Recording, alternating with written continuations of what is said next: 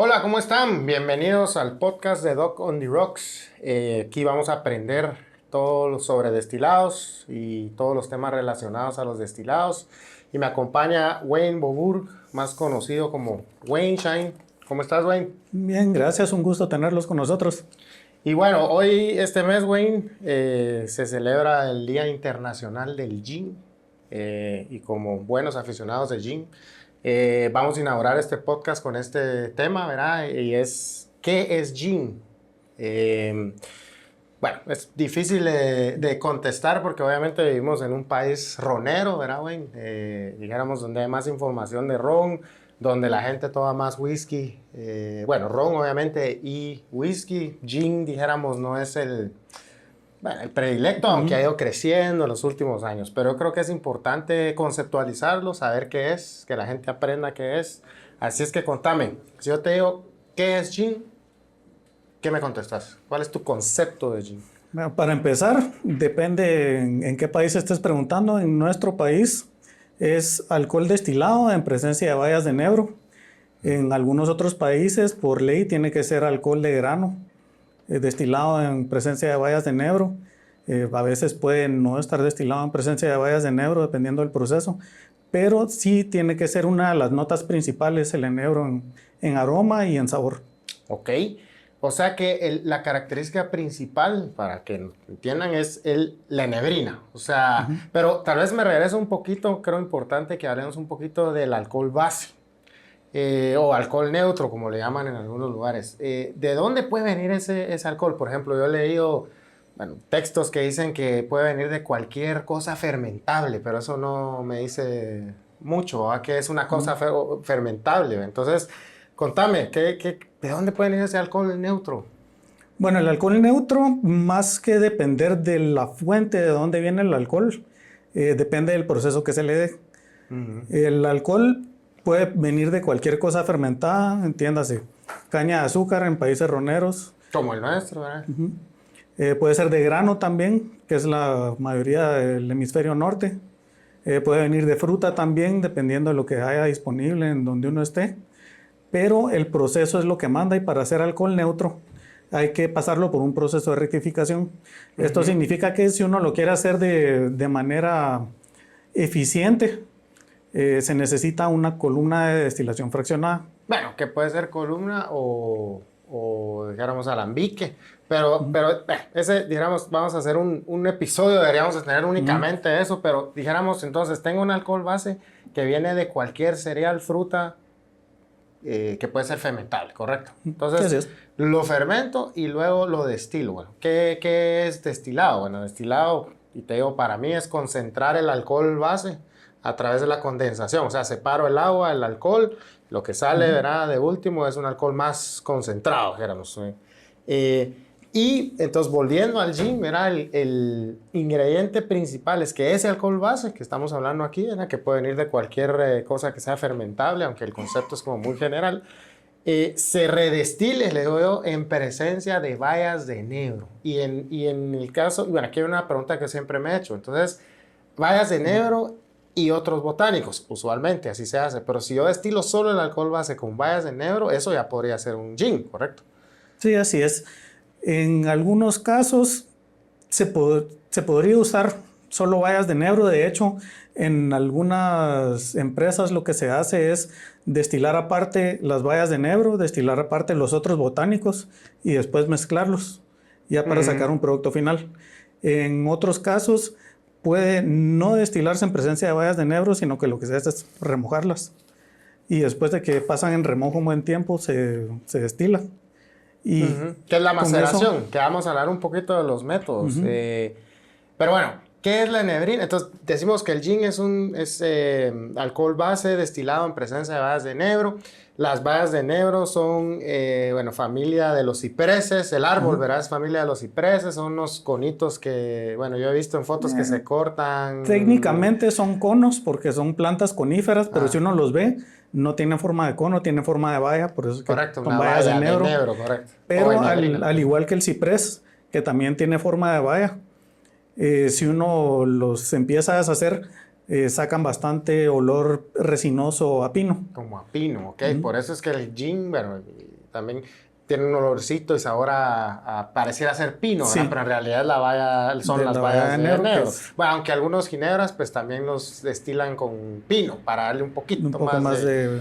Pero bueno, no, Ajá. entonces tenemos este alcohol base destilado en presencia de bayas de enebro, ya sabemos que es la enebrina, ¿verdad? Y, y bueno, y esto es el gin, básicamente. Y obviamente el gin es un destilado de aroma y sabor, entonces sabemos que por ahí mezclan otros botánicos, con las bayas de enebro, ¿verdad? Mezclan otros botánicos que pueden ser desde hojas Cáscara de hasta cítricos, muy cáscara de cítricos, tradicional. incluso frutas, bueno, en fin, puede ser cualquier botánico. Ahí dentro de la conceptualización de botánico, bueno, eso da para Programa mucho, propio. pero y bueno, y lo bonito del ginebra, eso sí lo debo admitir, dijéramos en lo personal, que fue lo que me llamó la atención, es que esa búsqueda, o sea, nunca termina esa búsqueda de botánicos que pueden servir para hacer ginebra. Y de hecho, los nuevos ginebras que van surgiendo, sobre todo en la última época, que son más artesanales, pues eso es lo que hacen. Mira, voy a ir a buscar el botánico más extraño o autóctono de mi tierra, ¿verdad? Y eso lo voy a usar para utilizar gin, pero primero voy a chequear que en ningún otro lado del mundo, ¿verdad? Lo estén haciendo con eso. Y entonces eso ya me imprime el que sea único el que estoy haciendo yo. Entonces eso dijéramos me encanta porque así hemos probado, bueno, hasta con alga marina, gin que lleva alga marina, pero bueno, ¿de dónde viene el gin? Y ahí, bueno, te cuento un poquito del Genever, ¿verdad? Que, o no sé si se dice Genever, bueno, en fin, ese es un vino que se hacía en Holanda hace muchos, bueno, millones de años, miles de años, y era destilado y aromatizado con enebrina. Entran en los años 1600, había una guerra, entran los ingleses, ¿verdad? Estuvieron ocupando Países Bajos y se tomaban este famoso genevero o aguardiente, le llamaban ellos, ¿verdad? Para agarrar coraje, ir a la guerra. Después termina la guerra, ellos se llevaron ese destilado, llamémosle, a Inglaterra. En Inglaterra tratan de copiarlo, ¿verdad? Y tratando de copiarlo, terminan con lo que hoy conocemos como gin, ¿verdad? Esa es una de las historias de la que más a mí me convence, dijéramos, ¿verdad? Y entonces por eso es que los ingleses después se vuelven famosos con el gin, porque supuestamente, ¿verdad? Ahí fue donde lo que hoy conocemos como gin se inventó, pero el Genever es como su abuelo de donde comenzó. Eso como dato curioso, Wayne. Ahora, si hablemos de, ok, sabemos que el ginebra es un destilado de aroma y sabor. Entonces yo pruebo distintos ginebras porque yo quiero probar distintos aromas y sabores y eso es lo que dijéramos atrae a la gente a tomar el gin. ¿Cómo se saboriza y se aromatiza el gin? Entonces, bueno, ahí vos sabés, hay un montón de métodos, ¿verdad? El principal, el más clásico, llamémosle, es la maceración. Y ahí te voy a hacer una pregunta interesante, que es maceración. Bueno, ¿qué es maceración para empezar? Maceración es básicamente poner en remojo los elementos botánicos, en este caso, en el alcohol. Y puede hacerse de dos maneras. Se pueden dejar en remojo hasta 48 horas y después removerlos y destilar el alcohol. O se pueden dejar en remojo mientras está corriendo la destilación. Y hay un tercero, ahorita lo vamos a ver, que es post-destilación. Pero mira qué interesante lo que decís. Ok, entonces, básicamente, maceración, remojar. Lo puedo hacer antes de que ponga a hervir el alcohol base en presencia de bayas de enebro. Es decir, lo dejo ahí remojando los botánicos antes de prender la fuente de calor, llamémosle. ¿Sí? Y el tiempo tiene mucho que ver, ¿verdad? Y te diría que también tiene mucho que ver el grado alcohólico, ¿verdad? Del alcohol base, ¿verdad? Y me detengo ahí. A mayor grado alcohólico, en teoría llevará menos tiempo la infusión y la infusión va a ser más fuerte, ¿es así, no? En compuestos aromáticos tiende a ser así. Los compuestos aromáticos que más se perciben tienden a ser más solubles en el alcohol que en el agua. Okay. Entonces, mientras más alcohol tenés, mejor extracción tiene. O mientras más tiempo pasan en remojo, también mejor extracción tiene. Y eso, digamos, cuando he leído yo sobre estos métodos de maceración, eso es lo que dicen, exactamente. Dicen que si yo tengo un alcohol con un grado mayor, lo dejo menos tiempo. Si yo tengo un alcohol con un grado menor, lo dejo más tiempo, ¿verdad? Y bueno, y hay entonces, primer método, lo hago antes de que la fuente de calor, o sea, antes de que ponga a hervir el alcohol, llamémoslo un poco más terrenal, y lo puedo hacer después, no, la segunda Es era durante la corrida. durante la corrida, es decir, yo los pongo en remojo y prendo la fuente de energía, o sea, del fuego, llamémosle, o lo que calienta, el calor, y entonces ahí básicamente se cocen los botánicos en la destilación, ¿verdad? Y la tercera, que esta la encontré hace poco no la había visto en muchos libros, hace un poco la encontré en un libro, es que lo pongo después de la destilación. O sea, lo remojo o macero después de la destilación.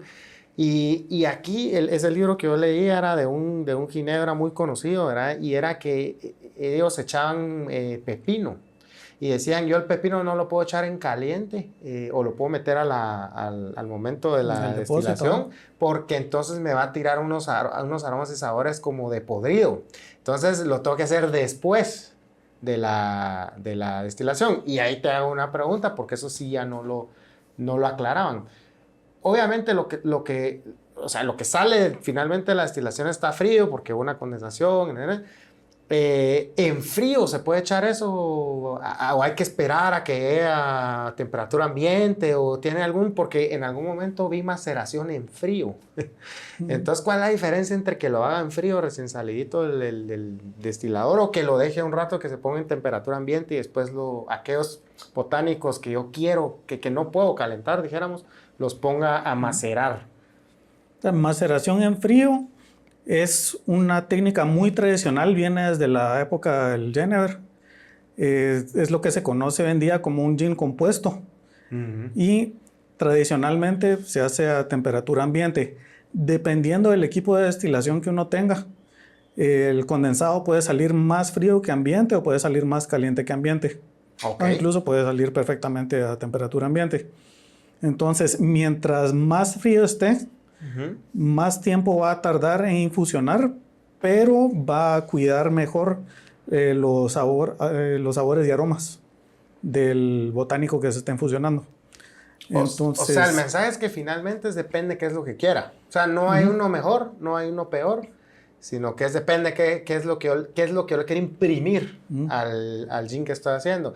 Y ahí me lleva precisamente en esa línea a la otra pregunta, es ¿cuánto tiempo? Entonces ahí tenés, o sea, ¿cuánto tiempo macero? Ya sea, bueno, ahí sí, antes o después, porque obviamente durante la destilación no lo dejé un tiempo, pero antes o después, ¿cuánto tiempo? Y ahí tenés etiquetas de ginebras que dicen 48 horas, hay unas que dicen 72 horas, hay unas que dicen no sé cuántos días. ¿De qué depende eso? Nuevamente, ¿de qué le querés imprimir? Pero, ¿qué es lo usual? ¿48 horas? En industria, lo usual depende más del método que se va a utilizar que de los botánicos como tal. Normalmente, si se va a dejar macerando y después se va a remover los botánicos y después se hace corrida, eso normalmente se hace de 48 horas para arriba. Si se va a agregar al depósito directamente y se va a macerar mientras se hace la corrida, pues el método lo indica hasta el momento de ponerlo en el depósito. Y en frío, depende a qué temperatura se va a macerar, porque mientras más frío, mejor se preservan los componentes más delicados, por así decirlo, como el olor de pepino es muy fácil de descomponer. Que hablábamos, ¿verdad? Por eso lo hacían post y muy probablemente más frío que ambiente. A comparación, por ejemplo, si se quisiera hacer con cáscara de cítrico, el aroma de cítrico no es tan delicado como el de pepino. Entonces se puede hacer una infusión más larga a temperatura más alta o se puede acortar por la temperatura más alta. Ok, entonces el mensaje es, y lo bonito de este destilado es que puedes hacer 1000 cosas dependiendo qué es lo que querés, ¿verdad? Y entonces ahí tenés perfiles de ginebra cítricos, perfiles de ginebra florales, herbales, etc. Entonces puedes hacer ahí. Entonces, ese es el método de la maceración. Pongo en remojo antes, durante, después, ¿sí? Y va a depender de qué, botánico es. Si lo pongo antes, si lo pongo durante, si lo pongo... ¿Y qué perfil le querés dar? Eso si uno estuviera desarrollando todavía la receta, pero la mayoría de casas que hacen su gin por infusión tienen años de estarlo haciendo. Entonces se van a la receta original que les funcionó después del proceso de desarrollo. Y ya cada quien tiene sus tiempos y sus botánicos medios. Y hay unos que los separan, como hablabas vos. O sea, dijéramos, algunos botánicos lo maceran antes, algunos después los echan durante y algunos después los hacen post. O sea, hay como un mix ahí de... Pero bueno, ahora te hago tenemos otro método de saborización y aromatización que es la infusión por arrastre de vapor, ¿verdad? Y digo, otro método que igual se puede combinar maceración con este otro. ¿En qué consiste, Wayne, este método de infusión por arrastre de vapor? Lo que se hace en este caso es que en vez de ya sea macerar antes o tirar al depósito los botánicos o macerar después, es que en el alambique donde se va a destilar se pone lo que se conoce como una canasta de botánicos. Y eso básicamente lo que es un depósito más pequeño que está en la línea del vapor. O sea, está el pot, el depósito, la olla, dijéramos, ¿verdad? Después viene la columna, bueno, le llamo columna, pero cuello. Puede ser alambique, el cuello, correcto. Y entonces la canasta se pone ahí, que es por donde va a pasar, una vez caliente el alcohol, por donde va a pasar el vapor, pero no está en contacto el botánico con el alcohol, ¿correcto? Con el alcohol líquido. Con el alcohol líquido, correcto, porque si no sería una maceración. O sea, eso es lo que lo diferencia a los dos, que estos no entran en contacto con el alcohol, entran en contacto con el alcohol que se está vaporizando, correcto. Ok, y se pone en la columna, la canasta, ahí se echan... Normalmente para ginebra se usa un cuello que produce un poco de reflujo antes de la canasta de botánicos. Ya vamos a hablar de qué es reflujo en un episodio de proceso de destilación, pero produce reflujo. Entonces, produce un poco de reflujo para limpiar un poco el alcohol, y después de este cuello, normalmente se llama cuello de cebolla o cabeza de cárter. Después de eso va sofisticado nombre. Va la canasta de botánicos, que al final de cuentas es un recipiente con perforaciones donde se ponen los botánicos y un armazón sellada para contener el vapor. Y lo que pasa aquí es que mientras está corriendo el vapor hacia el condensador, pasa arrastrando los componentes que son solubles, que tienen más o menos el mismo punto de ebullición que el alcohol. Y eso lo que hace es sacarlos de los botánicos y llevarlo al destilado que está condensando. Ok, pero en palabras terrenales se pone la canasta arriba, el vapor pasa por ahí, por donde está la canasta en la columna o ¿cómo le dijiste? La canasta. Correcto, pero en línea. En la línea de vapor del alcohol. Y pasa arrastrando los aromas y sabores. O sea, yo leí en algún momento que también, dijéramos, al tocar el vapor, los botánicos que están en la canasta, también le saca aceites que caen al alcohol de la olla. Y que también ahí se producen ciertos aromas y sabores. Es así, yo entendía que solo era que arrastraba los aromas y sabores hacia arriba, dijéramos, para que condensaran. Dependiendo de los botánicos que se esté usando, sí hay dos familias grandes hay varias familias, pero las más grandes de elementos de aroma y sabor. Son los ésteres, que son los sabores y aromas frutales, y del otro lado están los fenoles, que son los aromas y sabores especiados. Los puntos de ebullición son completamente diferentes, y la reactividad, que es qué tan fácil se transforma en otra cosa, también tiende a ser bastante compleja. Del lado de los ésteres tenemos mucha reactividad, o sea, es muy fácil transformarlos en algo más, pero el punto de ebullición, o sea, cuando se convierten en vapor, es relativamente bajo. Entonces, normalmente con el arrastre de vapor, los ésteres pasan sin reaccionar y salen tal cual en el destilado. Ahora los fenoles no. Al momento de absorber el vapor de alcohol, los botánicos en la canasta, quiera que no, hay un intercambio de calor y eso enfría un poco el vapor y a veces condensa. Puede condensar afuera o puede condensar adentro de los botánicos. Entonces esto lo que hace es que el botánico gotee de regreso al depósito. Y en el depósito caen los aceites esenciales con los fenoles. Sabor y aroma. Y lo que pasa ahí es que si el fenol no es muy reactivo, entonces ya al momento de llegar a su temperatura de ebullición sigue de largo, si es relativamente reactivo, lo que pasa es que reacciona con los otros compuestos que están cayendo al depósito Ajá. y se transforma en otros aromas y sabores. Pero entonces pasan las dos cosas al mismo tiempo, Al es lo mismo que te tiempo. entiendo. O sea, hay cosas que pasan por arrastre, se van, condensan, ¿verdad? Y estos aceites que caen ocasionan una reacción ahí que también imprime aroma y sabor. Así es. Rapidito. ¿Qué botánicos pongo en canasta y qué botánicos macero? La recomendación general es poner los aromas más delicados en canasta y los más fuertes, menos delicados, en depósito, con la salvedad de que hay que tener cuidado con la dosificación, porque al momento de ser más fuertes, en proceso de macerado generalmente tiende a extraer mejor los aromas y sabores, entonces es muy fácil pasarse de dosificación. O sea que hay una mejor, es más fuerte lo que está macerado, digamos. Sí. Okay. Se va a percibir más fuerte lo que está Sí, macerado. hay casas que usan maceración para todo y la consigna ahí es: voy a sacar un ginebra que al momento de mezclarse se enturbie, porque va a tener muchos aceites esenciales de nebrina, de cáscara de cítrico, a veces de anís y otros elementos botánicos. Ok, sí, yo lo que más he visto que meten en canastas, por ejemplo, bueno, ginebras que quieren notas florales, o sea... Notas florales, cáscaras de pétalos cítricos. de rosa. Sí, pétalos de rosa, manzanilla, Correcto. lavanda. Ok, bueno, entonces ahí está, maceración, un método, infusión por arrastre de vapor, otro método. Concluimos lo de los métodos diciendo que se pueden combinar. O sea, puedo tener una parte macerada y después puedo tener otra parte por arrastre de vapor.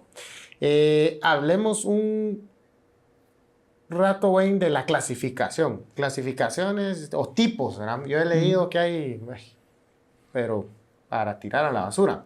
Y el que más me gusta a mí es uno de los más sencillos, que es en ginebras clásicas, ginebras contemporáneas.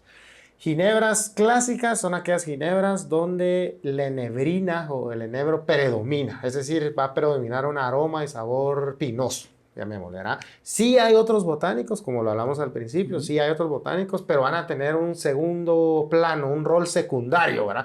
El que va. Y contemporáneas, ¿verdad? Que es lo que más vemos hoy en día sucediendo en el mundo de la ginebra, que son aquellas donde el enebro pasa a segundo plano, ¿verdad? Entonces quiere decir que los botánicos, los otros botánicos, ¿verdad? Son los que van a predominar y la enebrina se queda en un segundo plano. Siempre va a estar, porque obviamente ya hablamos que el gin, para hacer gin, tiene que ser un destilado en presencia de enebrina, pero es en segundo plano. Y dentro de las clásicas, el famoso London Dry Gin, ¿verdad? Y la confusión generalizada que todos tuvimos en algún momento, ¿verdad? Cuando no conocíamos esto, es, London Dry Gin, fue elaborado en Londres. Eso es lo que quiere decir. Se lo inventaron en Correcto, Londres. y eso no es. ¿Qué quiere decir London Dry Gin entonces? Ya sabemos que no es que fue elaborado en Londres, ¿verdad? Se hace el link con el lugar donde fue realizada, sino que por el método y la regulación. ¿Qué es el London Dry Gin entonces?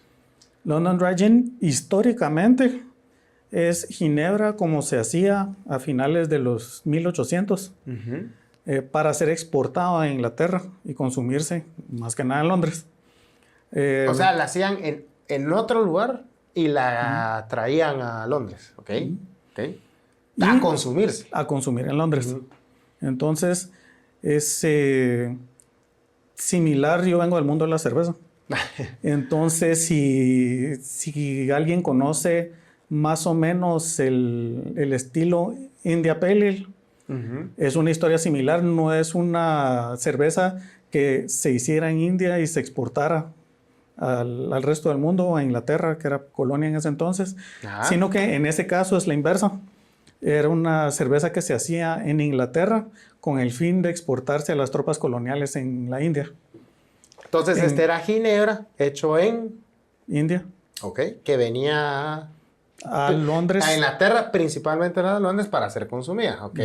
Entonces es el caso inverso de la India Pale Ale. Ok, y obviamente hoy en día, ¿verdad? Yo he visto London, o sea, hablando de lo mismo, he visto London Dry Gins que no son de Londres. Por ejemplo, un ginebra mexicano marca X London Dry Gin, que es el estilo, ¿verdad? Que es un tipo de clásica, pero que hoy en día cumple con una regulación de la Unión Europea en cuanto al método, que de alguna forma lo que quieren es certificar o garantizar la calidad. Entonces dicen, si es un London Dry Gin, se hizo en base al proceso que regula esta norma de la Unión Europea, que garantiza la calidad bueno, sí, la Que hasta calidad cierto punto la predecibilidad de qué es lo que el consumidor va a encontrar al destapar la botella. Exacto, yo ya sé que si me voy a tomar una London Dry Gin, pues sí, el sabor va a ser siempre parecido entre todas. Pero bueno, eso creo que es importante. Yo creo que ese es el punto más controversial del gin, al menos que yo he encontrado. Era un London Dry Gin, pensar que porque fue hecho en Londres, no es así. Ya vimos tipo de ginebra clásica, que lleva un proceso que está regulado en una norma europea.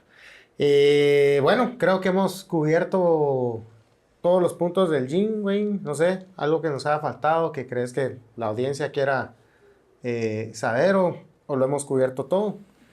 Un par de estilos clásicos de gin. El gin de Plymouth. Ah, el bathtub gin o gin No, de el bañera. Plymouth. Aparte Old Tom. el Old Tom, Ok. que es hecho por infusión. El de Plymouth el Old Tom es hecho por infusión, pero no se destila los botánicos, sino que se agregan después de que ya se destiló. Ok, Y se dejan remojos, se macera en frío, destilación. todos los botánicos.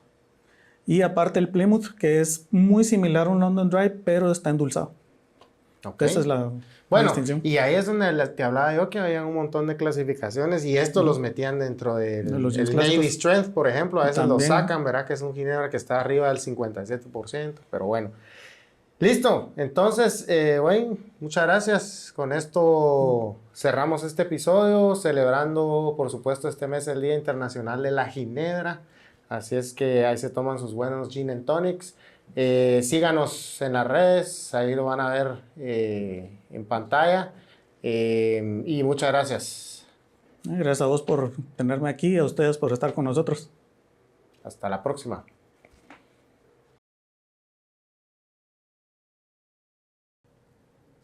Hola, soy Doc on the Rocks. Estamos aquí en el podcast y me acompaña Wayne. Vamos a hacer la cata de un ginebra hoy en el mes que celebramos el Día Internacional del Ginebra y es nuestra primera cata. Y le vamos a dar el honor, Wayne, a este gin que se llama Bosque Craft Gin, que es argentino. Pueden ver la botellita. Y bueno, ¿qué te puedo contar les puedo contar de este ginebra? Este ginebra fue lanzado en 2018 por 4 amigos en Argentina y lo que querían ellos era conservar los bosques de Patagonia. Y lo interesante es que utiliza enebrina salvaje de la Patagonia. ¿Qué tal, Wayne? Enebrina salvaje de la Patagonia. Su destilado base es de maíz, destilado 4 veces. Y los botánicos son macerados en frío, güey. 48 horas, que es un poquito lo que hablábamos cuando hablamos de gin, ese macerado en frío, que es lo que... Bueno, en este caso, probalo y me decís, Y vamos a ver qué nota nos da. qué es lo que hizo. Tiene 8 botánicos que están aquí declarados en su etiqueta, ¿sí? Que son, bueno, la enebrina que ya dijimos, cáscara de limón, semilla de culantro, flor de azahar, cardamomo, clavo de olor, cedrón y pomelo. Así es que, bueno, a probarlo. Estamos probando el lote 755. Importante, hoy tiene 42 volúmenes de alcohol. Así es que, bueno, comenzamos. Y, bueno, obviamente es transparente. No veo que sea lechoso, nada por el estilo. Así es que claridad brillante. Vamos con aroma.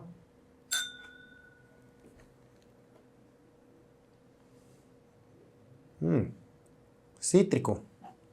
Ajá. Cítrico, yo le siento bastante pino también.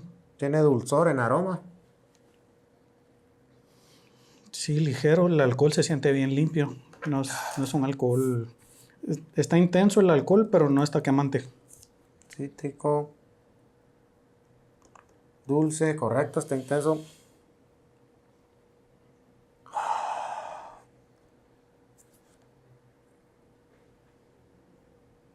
La enebrina, fíjate que sí tiene un aroma a enebrina que no es la usual, o sea, o la común, pero sí es enebrina. Entonces, se identifica, pero no es el que uno está acostumbrado. Sí.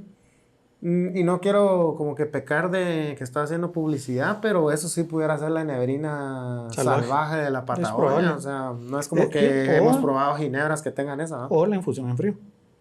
Ah, bueno, sí, hablemos un poquito de eso. Bueno, si quieres al final para ver paladar. Notas, bueno, yo sí siento cítricas, más a limón que otra cosa. Sí, limón amarillo. Limoncito. Limón amarillo mayormente. La enebrina, limón. Al final hay una nota como, yo la siento como de apio. Imagino balance, que va a ser como el culantro, ¿no? Es probable. Pero sí, me termina con una nota herbal. Era como a apio, le siento yo. Sí, es una nota herbal que termina de redondear, pero no es herbal verde. Pero no logras terminar de amarrar porque es nota de redondeo. Pero al final, para mí, empieza con cítrica y pasando por esa nota que hablamos, termina con cítrica para mí. Pero bueno, lo que sí siento es que está bien balanceadito. Sí. Está bien balanceado. Está bastante amigable. Redondeado sería la... Bueno, vamos con paladar. Salud.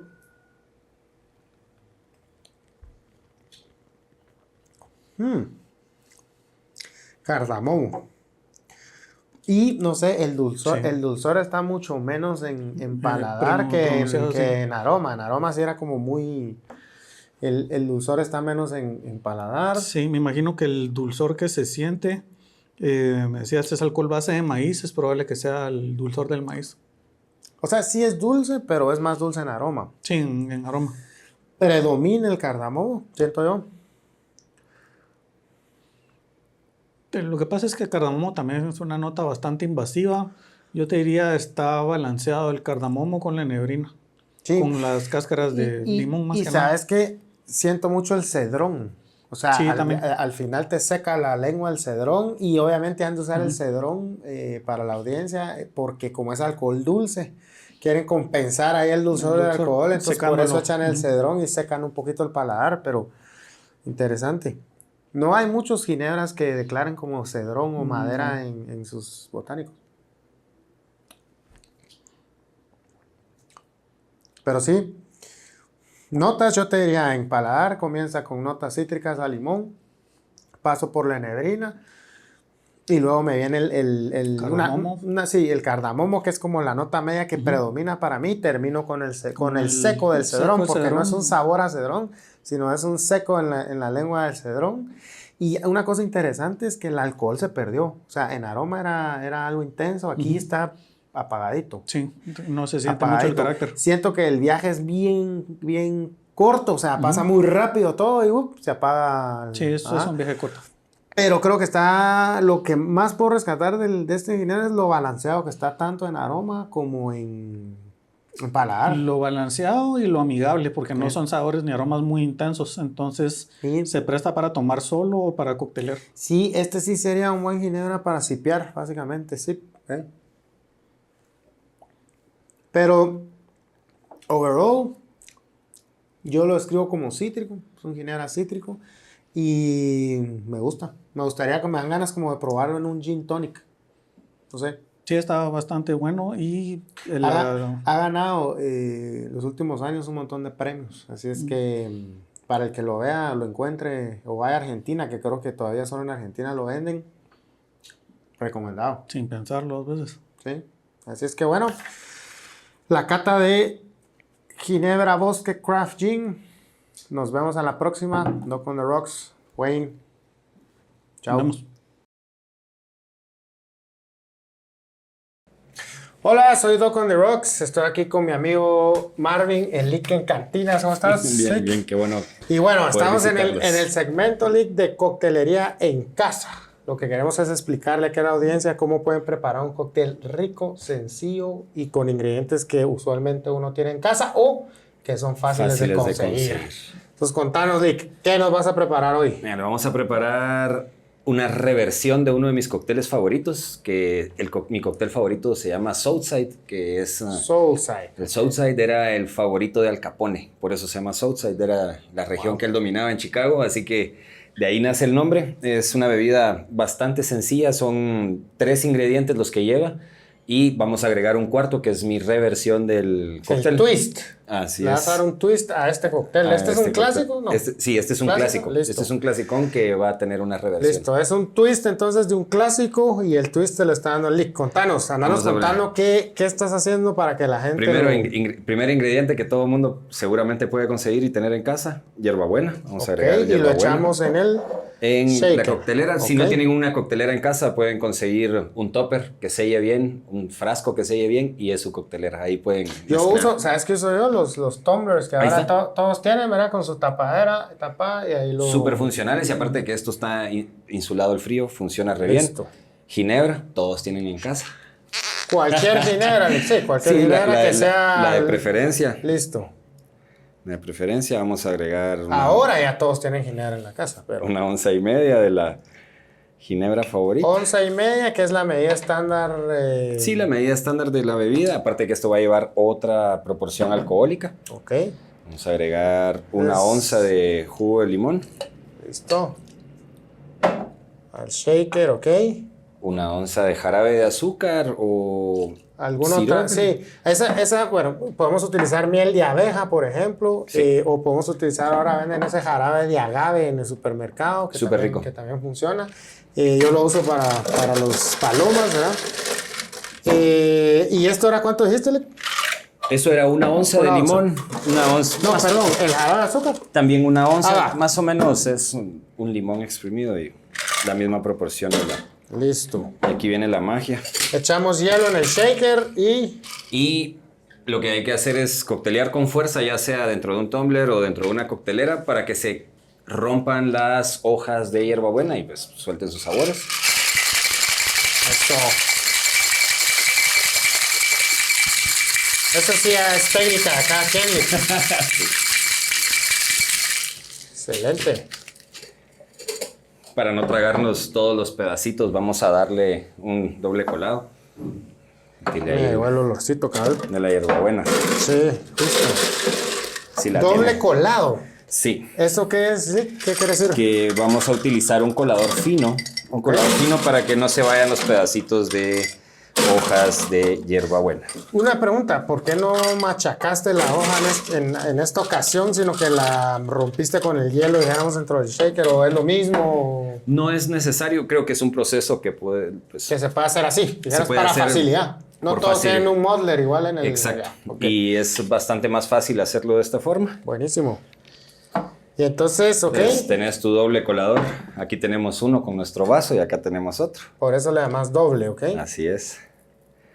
Ahí está, ahí se quedan las hojitas, ¿verdad? Los pedacitos de hojita de la hierbabuena.